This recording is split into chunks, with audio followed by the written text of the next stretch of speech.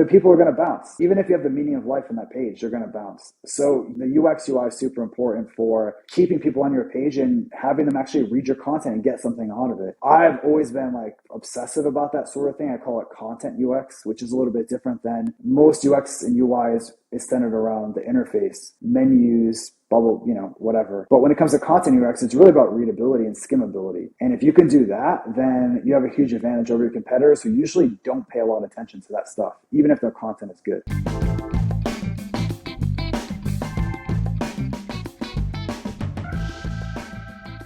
Hi, and welcome to the Optimize podcast. My name is Nate Matherson, and I am your host. On this weekly podcast, we sit down with some of the smartest minds in content marketing and SEO. Our goal is to give you perspective and insights on what's moving the needle in organic search. Today, I'm thrilled to sit down with Brian Dean. Brian likely needs no introduction for most of our listeners, but know that Brian is one of the best in digital marketing and SEO. Brian is best known as the founder of Backlinko, a leading platform for SEO training and resources. He is also the co-founder of Exploding Topics, a tool that identifies rapidly growing topics before they become mainstream. Brian's work focuses on providing in-depth and actionable insights in SEO and content marketing. In our episode today, Brian and I chat about a few of my favorite topics, including the recent algorithm updates, Google's ranking factors, SGE, and the changing search landscape. We also chat about Backlinko and what led to the acquisition by SEMrush, as well as the work Brian is doing at Exploding Topics. And towards the end of this episode, Brian reveals his number one marketing strategy for 2024.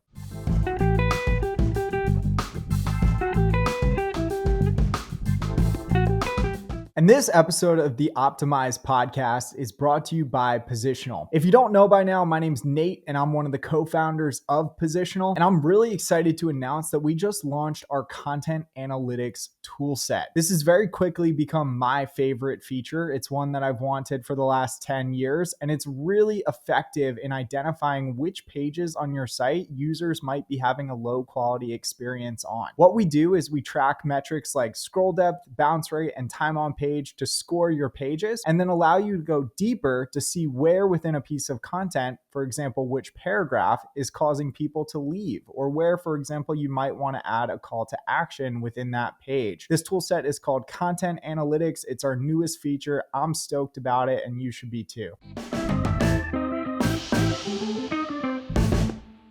Brian, thank you so much for coming on the Optimize podcast. Good to be here, Nate. The first question I ask all of our guests is, how did you get into the world of content marketing and SEO? Well, I got into it out of necessity. I started my first business about 15 years ago, and I quickly realized that you need traffic.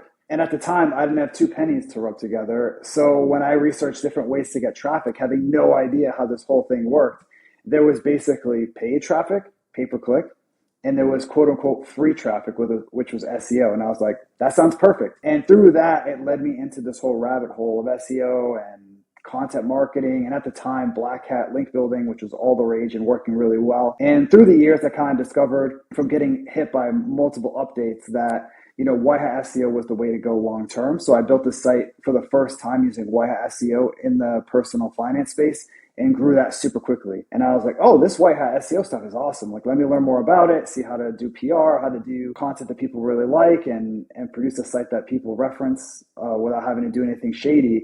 And I couldn't find anything. Like, all the advice out there about SEO was super vague. It was like, build relationships with people, create great content, but didn't tell you actually what to do.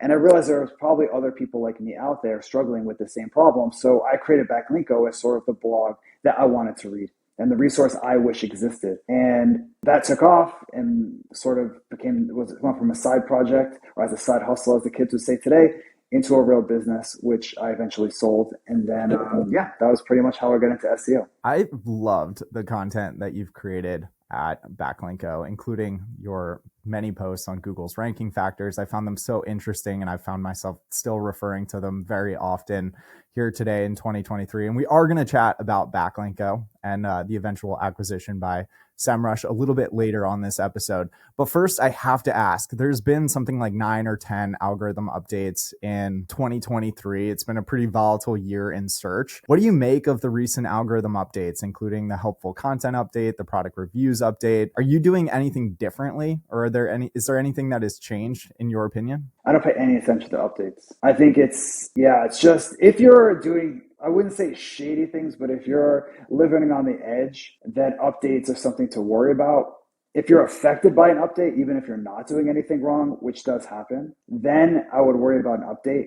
But for me, I am basically running SEO for Exploring Topics right now as my CEO, but also acting head of SEO right now because until we find somebody. And the whole team just we don't worry about updates. It's there's nothing you can do to control it. And the only time really you can do something is after the fact if you've been affected and try to figure out by reverse engineering what happened with that update. The only way to stay ahead of updates and not be hit by them really is to create the best result that Google wants to show their users. And it's not easy, but that's really what every update is ultimately about, is to give users the best result. As corny as it sounds, that's really what these updates are ultimately trying to do. I love that. I think that search has gotten a lot simpler for me over the last 10 years. I think back when I first started in this industry in 2014, 2015, there were a lot of like hacks or tactics that I found actually worked quite well. But in today's day of age, it feels like search is really doing one thing right, and that's creating fantastic content. Would you agree that like search fundamentally maybe has gotten simpler since you first started in the space? Definitely. For the same reason that it used to be that a tactic would work really well. And if you weren't using that tactic, you're going to be left behind. So you needed to stay on top of all this stuff. I feel like today, the best thing you can do for your SEO is to not worry that much about SEO and have SEO as a byproduct of the stuff you're doing. For the most part. Like, I'm not saying just ignore the whole thing because we focus on SEO quite a bit, but not in we need to have our keyword here and LSI keywords and our click-through rate needs to be this if we rank number 2, or we need to get backlinks with this anchor text or anything. It's more, we're trying to create the best blog about what we talk about, which is our case, largely trends and market research. It's a very similar playbook as what I use with Backlinko. I was never that much of an update guy when I ran Backlinko because I was obsessed with them before because I would get nailed by them over and over again. And you had to be paranoid. You had to sleep with one eye open. But when you're doing everything by the book, you're kind of you don't have to worry as much. It's possible you could be caught as collateral damage with one of these updates, which does happen and sucks. But again, even then, their best course of action is to reverse engineer. Or why was I affected? It could be that you did something legit. You were doing everything by the book, but for whatever reason, you weren't providing people with exactly what they wanted. Yeah, as I've gotten older, I've found myself sounding more and more like Google. Just create good content and do what's best for the searcher. Would you say that the bar is the highest it's ever been for content marketers and SEOs? Or in other words, would you say that SEO is maybe the most competitive it's ever been as a channel? Oh, for sure. It's the most competitive. I don't think the content bar is as high because that whole ecosystem of the blog and everyone following different blogs. Like, you remember, Nate, when you got into this whole world, like, you would follow a blog like Backlinko and you may have your RSS reader, like, read the stuff. And everyone was trying to one up each other with like this and that and create the best thing to stand out. And now it's not so much about that because people don't really follow blogs anymore. And it's very rare you have a singular piece of content go viral like it used to. So it's all about creating the best stuff consistently. It's more about putting in the reps than having that one mega piece that helps you stand out anymore. That's basically what I focus on, but that's making it more competitive because there's more pieces out there, and being able to beat what's out there, it's a lot more nuanced than just creating like a 5,000 word guide. I've had some startups, and we work with a lot of startups at Positional. And I know you spent time in the consumer finance space early in your career. And for companies in those like very competitive verticals, like let's say like an early stage startup, is it even worth starting a content and SEO channel today, given how competitive it is and also this unknown risk of SGE? I guess what would you say to that early stage startup that's thinking about starting an SEO channel? I would definitely consider it. I don't think it's a slam dunk. It would depend on the startup's resources too. If they just raised $10 million and they're, profitable or, break even and they have money to spend, well, I think it's worth it to try. Because if you're in the personal finance space and you're trying to say, okay, I want to rank against NerdWallet and Bankrate, and you're toast. You have no chance whatsoever. But If you say what are some emerging topics within personal finance that I can target that are still sort of a blue ocean, like maybe AI will open up opportunities. Are people searching for like AI personal finance advisors, AI wealth managers? That can be your thing, and just crush that and do. And those pieces are probably not competitive, and you have a chance to get out there. There is a chance that AI and SGE could change the game in a couple of years, but you don't know that.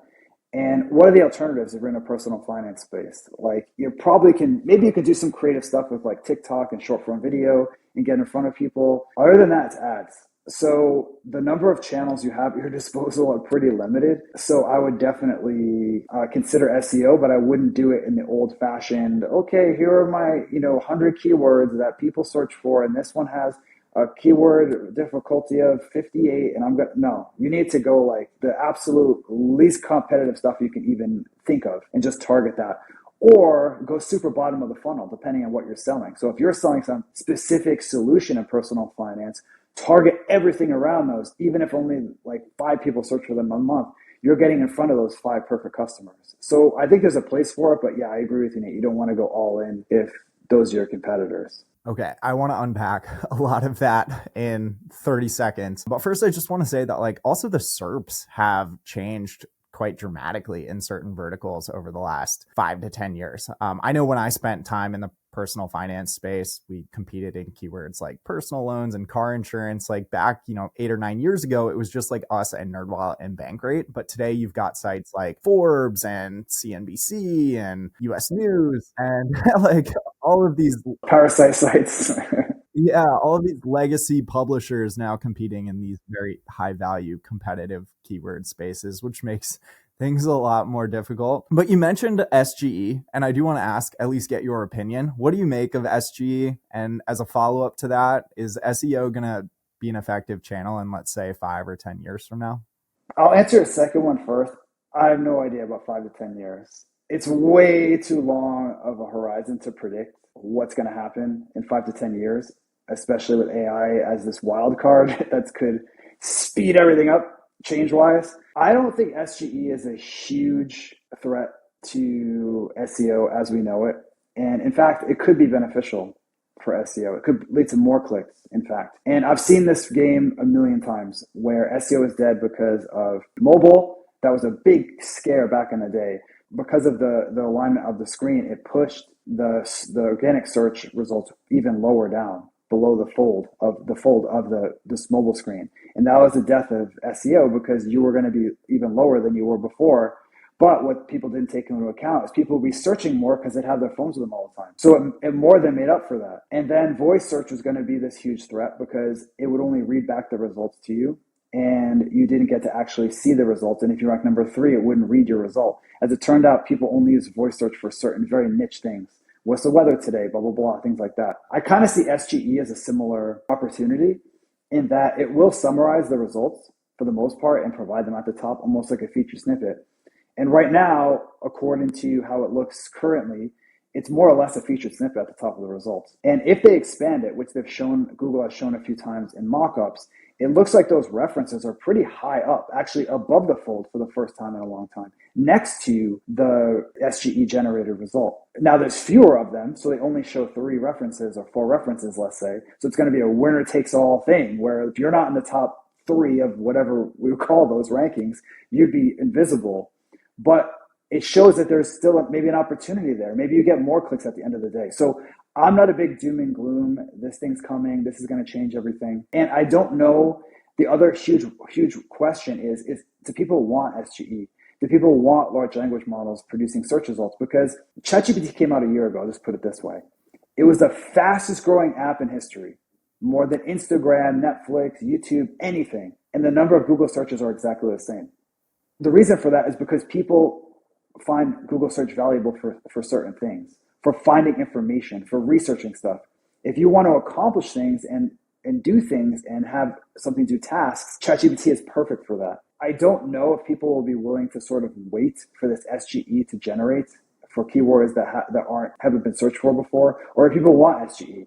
And that remains to be seen, which is a big factor because at the end of the day, Google wants to give users what they want. And if people are more or less happy with the top 10 10 blue links, old school like it's been. I don't know if they're going to be pushing SGE besides the other fact that it threatens their business model and blah, blah, blah, all that stuff. So for me, I'm just going business as usual for the most part. I'm not really taking SGE into account. I could be totally wrong. It could be a huge game changer. But my take is like, at least for now, we don't know. So it's not really time to, make any strategic changes and try to anticipate something that's not even here yet. Yeah, and I agree with you. It definitely seems like Google is still prioritizing placing publishers in those featured or expanded snippets, the SGE placements. And Danny Sullivan from Google's search team has reiterated this a couple of times, saying that they know that searchers want to be able to access those links directly. And so I do believe there will always be a UX UI that supports that, or at least short term there will be. That's my personal opinion. I'm kind of the perspective that Google doesn't want to release SGE everywhere, and I'm like skeptical that that actually happens in 2024. A lot of SEOs will disagree with me on this. Do you think that like SGE is actually rolled out everywhere in 2024? No, I agree with you. I don't know if anyone wants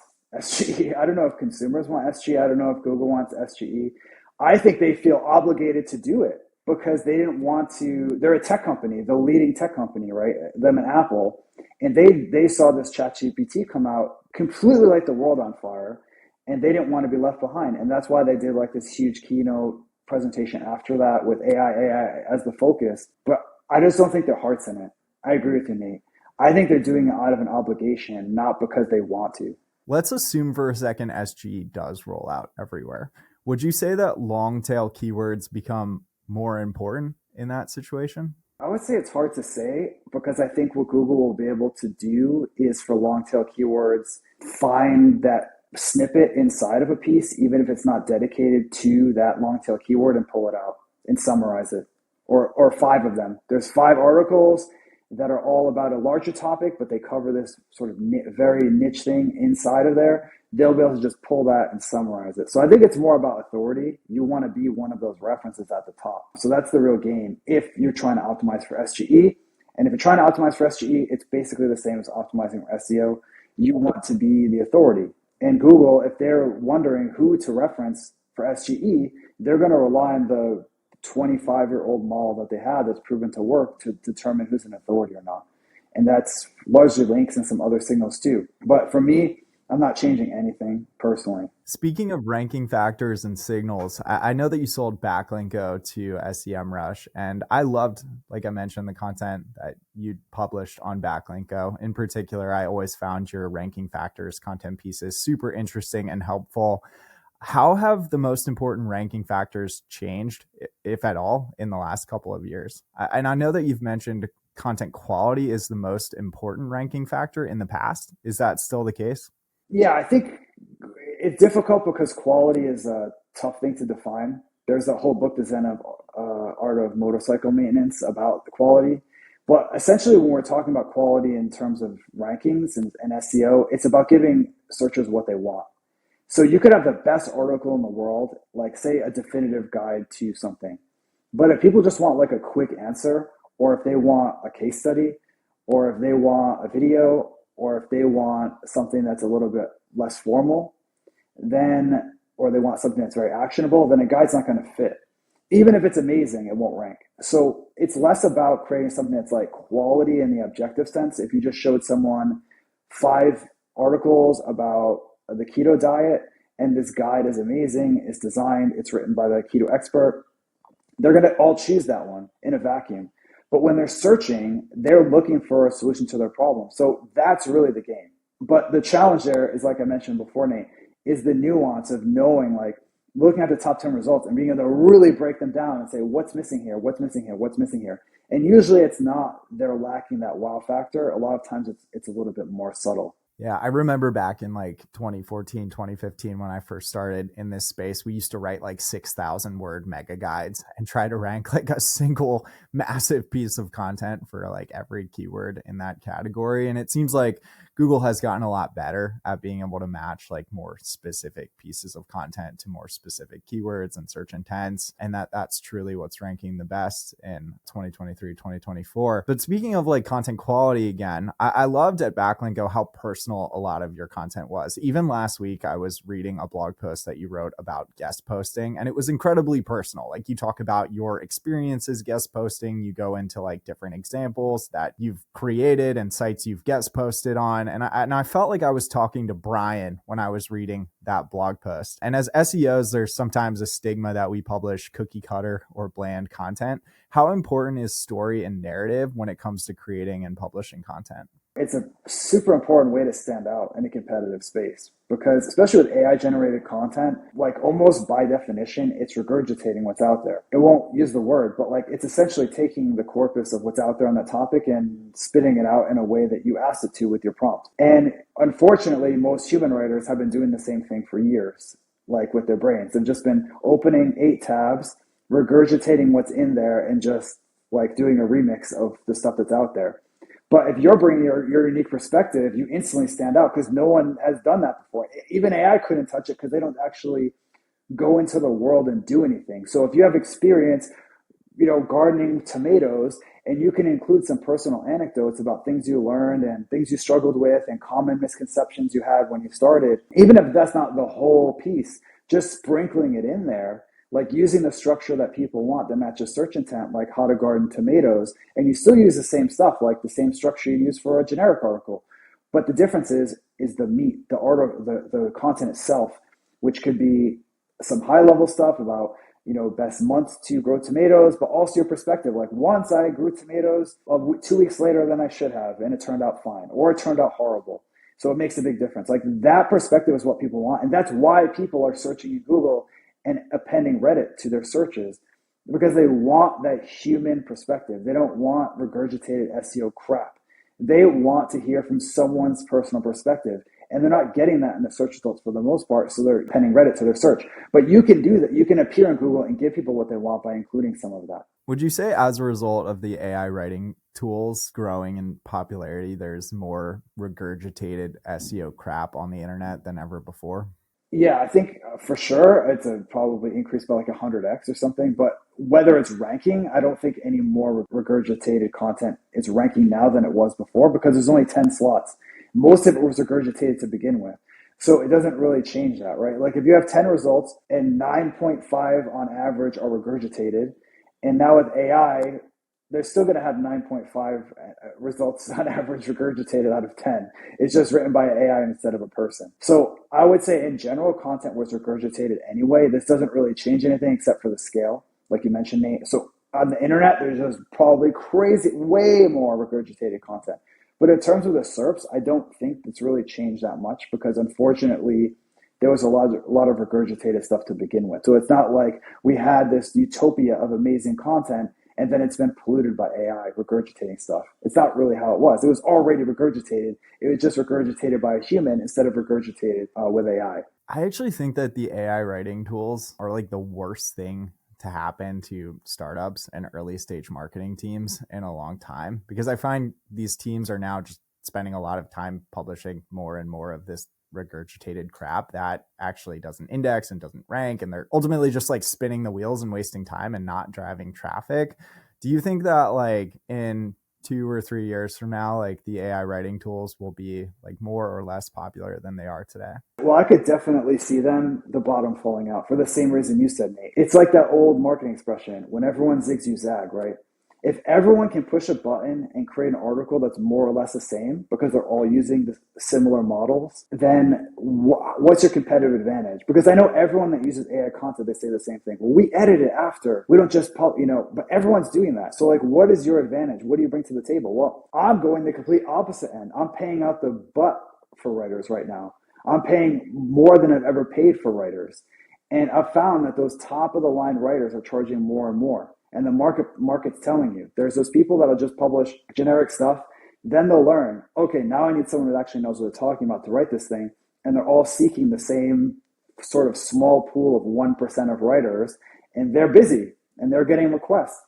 So I agree with you. I don't think they're going to be a game changer. And a good example of this is Jarvis. When they raised their latest round, which was back in the economy was a lot better, but they raised a huge round. One of the first things they did was post a bunch of job posts for freelance writers. And that just showed me if the tool could do everything, just push a button and create content that could rank, then you wouldn't need to hire all these freelance writers. So even they know that you need humans in the loop at least. And for me, I'm just using 100% writers from humans from start to finish, from the keyword research to the outline to the writing to the editing, and it's working. We're getting like 550,000 visitors a month, and it's all from human writing. I agree. We are not using AI generated content on our site, and we also don't have an AI writing tool. And the reason we don't have an AI writing tool is I just don't think it's a winning strategy for our customers long term, or at least it's going to waste a lot of their time that could be otherwise spent somewhere else. And I also agree with you. The cost of content seems like it's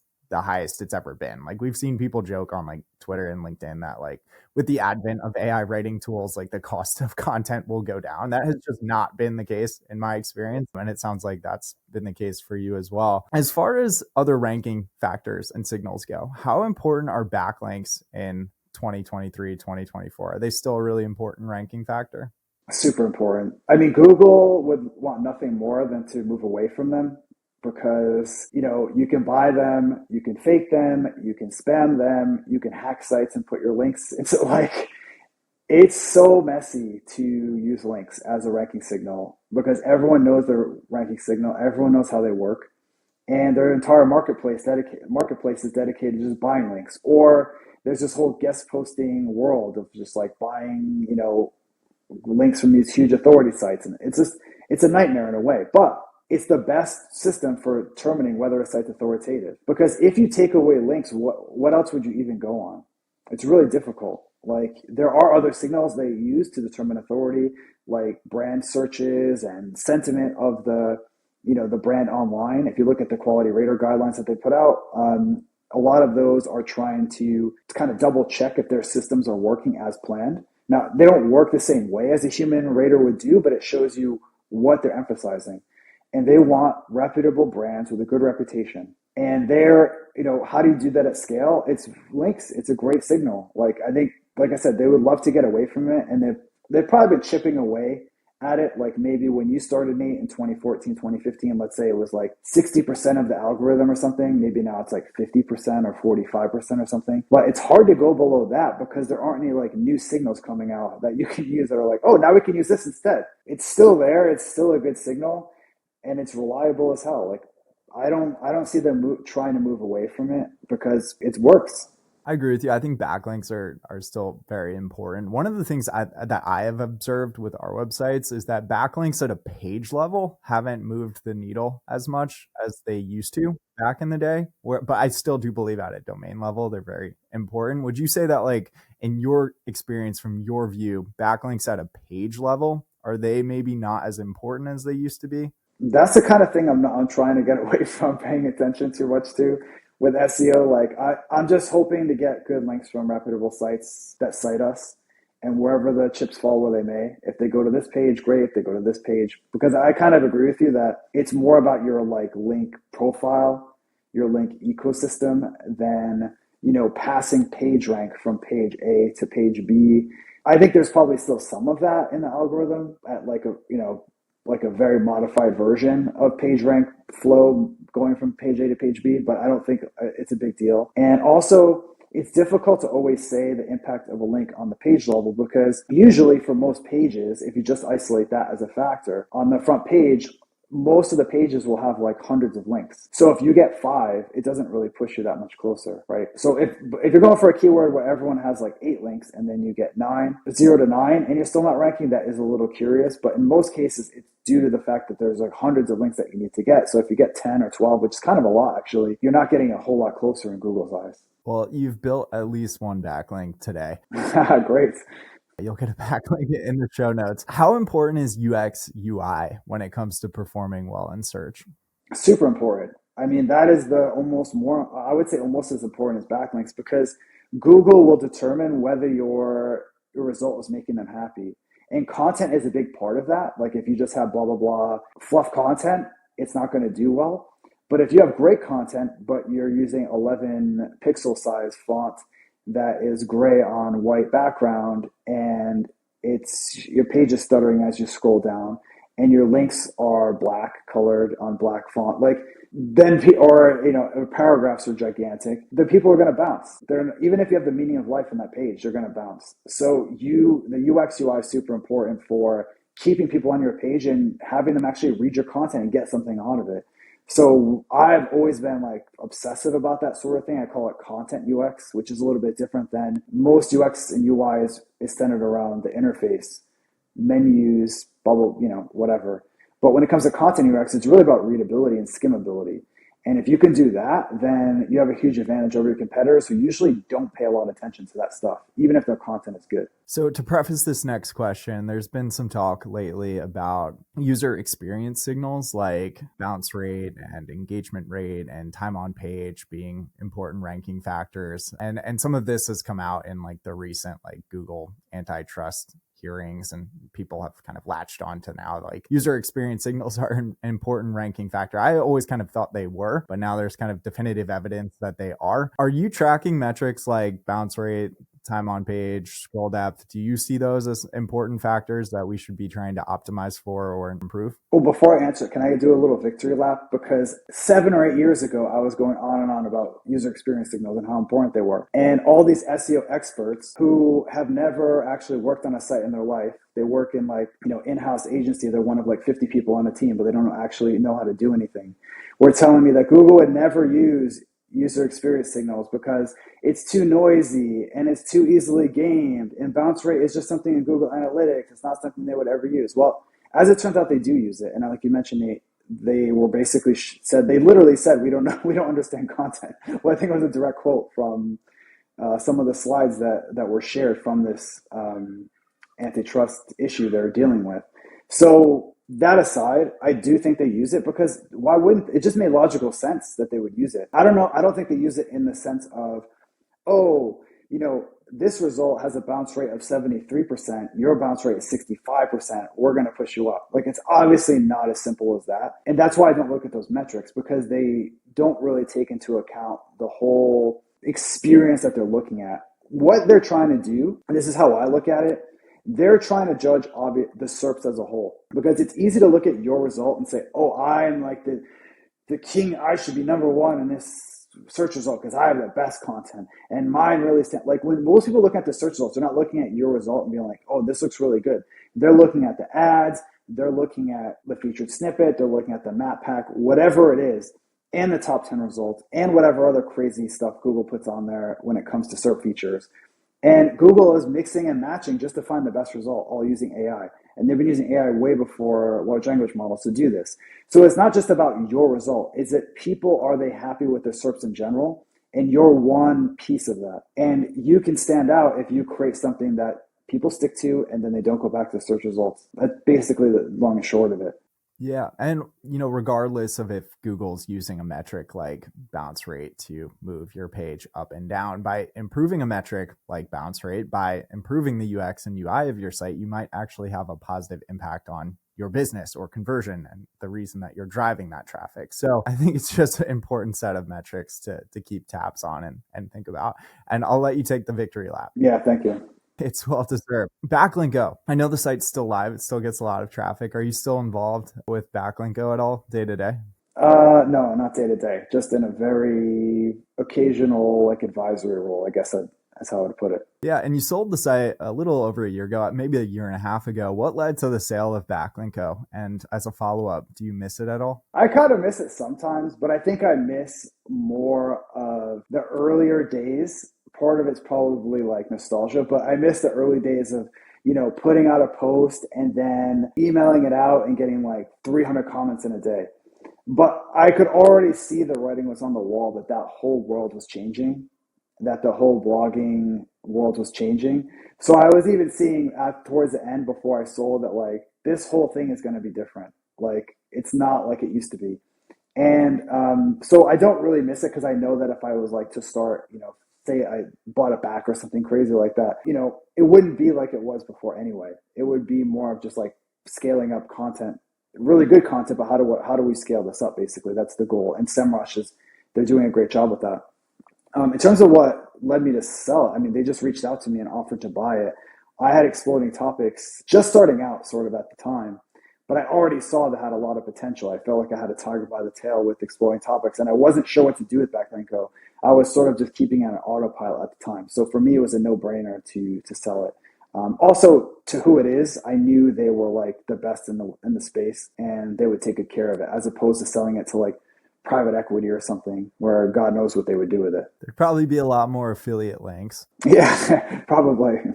Separate from Backlinko, I've noticed that you've been doing a lot more on LinkedIn lately, especially with video content, or at least I've noticed it. What's working the best on LinkedIn right now? I mean, video is okay. The reason I like video on LinkedIn is just because nobody's doing it. When LinkedIn first got bought by Microsoft, there was a stat that came out that was crazy. But when you think about it, it makes sense. It was that 99% of LinkedIn members have never posted anything on LinkedIn. And it makes sense because most LinkedIn profiles are just people's like resumes that they put up there statically, and then they might change jobs. So then they change the digital resume more or less. But in terms of posting, it was very rare that someone would post. It's the same thing with video now, I think. A lot more people are posting, but very few people are using video as a format. So I'm just more experimenting with it to see how it does on there. But in terms of performance, the best stuff is definitely that like one short sentence per line. It's called broetry. It's like poetry for bros, tech bros. So it's like broetry. That works best, where you have one, line with simple ideas, and then it's just like a summary at the end. Usually a story tends to work well. I hired someone today, I fired someone today, that sort of thing, if it's work related. So video is more something I'm experimenting with to see if it stands out, but the best stuff is definitely the old school, broetry posts. On LinkedIn, you recently wrote that branded newsletters are your number one marketing strategy for 2024. What is a branded newsletter, and why is this your number one marketing strategy? So a branded newsletter is basically a newsletter that you have for your business that's not your core business. I mean, it could be your core business, like Morning Brew is a branded newsletter, and that was their entire business, or is. But in most cases, for people that are marketers, it's a way of creating this channel that you own, having your own channel that you own and control, which most marketers don't. Most marketers, if they have an email list, it's leads. And if the leads don't convert, they just sit and collect dust on a MailChimp server or a HubSpot server, whatever. So a branded newsletter is basically when you create a newsletter, it's your owned media, and it's a brand that's separate from your company. The same way, Nate, you have Optimize, right? The Optimize podcast. That's smart because it creates this independent thing that people follow that is not, it's related to what you do, obviously, but it's not the same brand. So it's the same thing with the newsletter. For example, with Exploring Topics, we have this newsletter called Exploring Topics Tuesday that goes out every Tuesday, and we share 4 trends in that newsletter. And we have like a 50% open rate on the newsletter because it's a branded newsletter. People subscribe to that. And of course, some people convert on that, but the goal isn't to, really like push people for a conversion or send them sales and stuff. It's just to have this channel that you own. The same way that you'd advertise on another newsletter, you'd buy an ad placement on a paid newsletter, but you own it this time. So you advertise every week, however you want, for free. So it's an awesome channel that you own.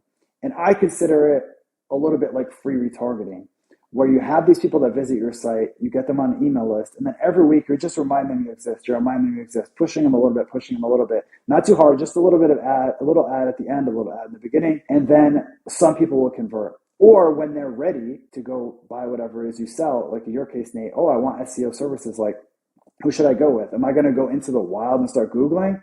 Or am I going to say, I listened to Nate's podcast, he seemed to, he was really knew what he was talking about, I'm going to hire him.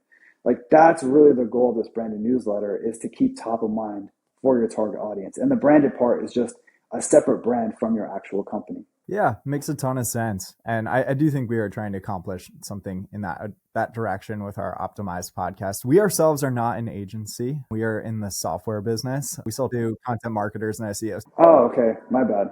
No, it's totally fine. If I ever become an agency, it's a tough model, man. Why do you feel that way? You're selling labor, right? So your margins are always going to be trash at the end. Like what someone told me, ran an agency many years ago, ran a 9-figure agency, told me since when I started to now, my margins have always been 10%. But the downside is 10% is horrible margins, especially compared to SaaS. But 10% of nine figures is a lot. It's like 10% of a watermelon instead of 10% of a grape. So it's a huge, like with an agency, you can build a huge empire, but the margins are always going to be pretty slim. So for me, and I ran one back in the day before I started Backlinko, a small agency. I hated it.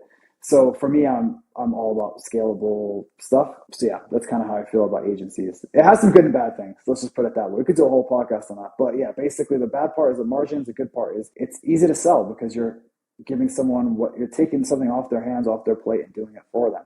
The other thing is it's really hard to sell an agency or there won't be like a good exit outcome. Oh yeah. Whereas if you can build like durable SaaS with decent margins, there's a lot more paths to sell it. But I want to talk about your SaaS. So tell me about the work you're doing at Exploding Topics. What is Exploding Topics? So Exploding Topics is our SaaS platform where we find trends before they take off. We analyze millions of signals on search, social media, online forums, e-commerce to find trends early, and then we share them inside our platform. That's basically what we do. And we're right now, our focus is on some of the underlying technology and trying to be even earlier with trends. Our usual sort of average is we can find trends about 6 to 12 months before they go mainstream. And we're trying to get a little bit earlier with that and making our indicators more sensitive. But yeah, we have a good hit rate. Like we found like air fryers, Substack, OpenAI, tons of stuff way before you probably heard of it. So who are the customers for your SaaS? Are they like investment research professionals or people building their own niche sites? Who are the customers and what are the use cases for Exploding Topics? Yeah, our two best customer bases are one, like you mentioned, people in the investing world, which is pretty wide. Like we have hedge funds, we have VCs, we have people that are sort of like traders, I guess you call them. And then we have e-commerce, people that are in e-commerce in some form or fashion. They run an e-commerce site, they do marketing for e-commerce sites, they buy e-commerce sites, they're acquirers like roll-ups and stuff like that. Because one of our specialties is finding trending products early on. So our two specialties are finding products and finding startups early. So that's why those two groups tend to be the best. You know, we have some media brands, we have people in SEO actually, we have people that are in tech, but for the most part, the two best groups are investors and people that are in the e-commerce world in some way. So it sounds a little bit like Google Trends, but is the idea that you're picking up on these trends before it might be seen on a platform like Google Trends? Exactly. So Google Trends is great for if you know about a trend and you want to research it and learn more. Google Trends is actually really good for that. What we specialize in is showing you the unknown unknowns, those trends you didn't even know existed. Because when you go to Google Trends, you get a blank search field that you have to know what to enter. So if you haven't heard of it, you don't even know what to put in. So our specialty is finding these trends early using signals outside of Google's trends and bubbling those up so you discover them before they go mainstream. I'm sure there are a lot of examples, but what is like one trend that you guys spotted before anyone else?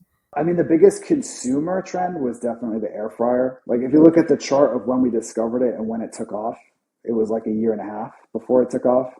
Another good one was a lot of AI stuff. Like we found OpenAI way before they became big, but way before ChatGPT, way before when they were still a nonprofit, full nonprofit. Substack was another one, and Beehive, those two newsletter platforms that we found really early. So yeah, we have a few notches in the belt we brag about on the site as like, these are some things that are mainstream now, but you could have heard of them like a year, or at least a year before they took off if you're with us then. That's sort of our selling point. Heck yeah. Well, in the show notes, there will be a link to Exploding Topics. So all of our listeners should go check it out after you finish listening to this episode. Brian, this has been so much fun. I have a few rapid fire questions. Does that sound good? Sure. Go for it. So I know you mentioned that you might be hiring a head of SEO for Exploding Topics. What are the characteristics that you'd look for in this hire? I'd want someone that's obsessed with good writing and layout of writing, bullets, subheadings, skimmability, and really can understand and diagnose search intent like a surgeon. What does it cost to hire a head of SEO in 2023, 2024? I'd be looking at least $100K a year, maybe like 120. We had a pretty intense debate last week internally on EEAT, including authors, and if Google can understand who is an author of a particular blog post and if that matters. Two-part question, like I tend to do. One, do you think Google can identify like a particular author? And then two, do you think that author could be a positive ranking factor if that author is like a well-known brand or an established person in the space? I think they could identify an author if you just had a byline. It's pretty easy for them, low tech for them to figure that out. Whether it matters, I don't think so, because anyone can put that someone wrote a piece. Like I could publish something today on Exploring Topics that Elon Musk wrote this article. Thanks, Elon, even though I had nothing to do with it. So I don't think they rely on that on-site authorship at all. Internal linking. Is that important? Yeah, I think it's important. Maybe a bit overblown at this point because people are going goo goo gaga for it. I think it's like a 5 to 10% max boost. Like if you went from really bad to little internal linking to like maxing it out, I think you're looking at a 10% boost. If you could be on the SEO team of any company for one day, which company would it be? For one day, Google, obviously. Are people still buying air fryers?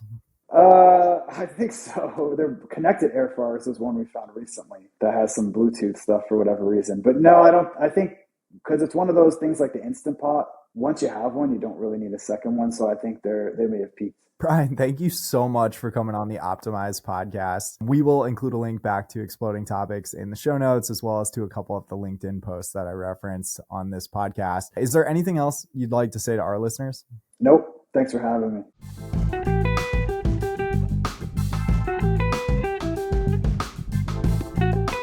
This episode of the Optimized podcast is brought to you by a special sponsor. If you're anything like me, you've probably got a lot of content that's not very well optimized, and it can be a total pain in your butt to optimize it and ultimately get it to rank better in search. And that's what Positional does. Positional has an incredible tool set for everything from content optimization to technical SEO and planning your editorial calendar. And if you don't know by now, I'm one of the co-founders of Positional, and I'd love for you to check it out.